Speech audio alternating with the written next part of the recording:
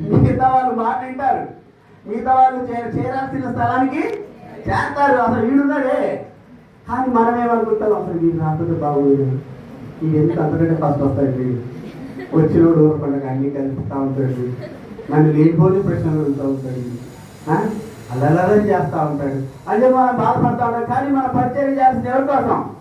ఆ కన్నుడి కొరకే మనం చేయాల్సింది పరిచయం. ఆయన కొరకే మనము చేయాలి. ఎందుకు? ఆ తప్పిపోయిన దాని కొరకే వెళ్ళాడు ఆయన. తప్పిపోయిన దాని కొరకు, తప్పిపోయిందో మరి దాని అంటే దాని ఇచ్చాక దాన్ని పోయిందో మొత్తానికి అయితే అంతే. అన్నింటితో ఉండదు, అవునా కదా? అన్నింటితో పాటు ఉండాల్సింది. కాబట్టి ఇది కొత్త దాన్ని ఎవరు బాగున్నాడు కదా. సో అయితే సొంత నిర్ణయాలు తీసుకొని ఎట్టబడితే తిరిగే దాని కొరకు సమయాన్ని వెచ్చించి బాధపడి దాని కొరకు ఆయన వెళ్ళినాడు. మనము కూడా మన పిల్లలకి దగ్గరకు వచ్చినప్పుడు వాళ్ళని మనము పట్టించుకోవాలి, వాళ్ళని బాగా పట్టించుకోవాలి, అర్థం చేసుకోవాలి.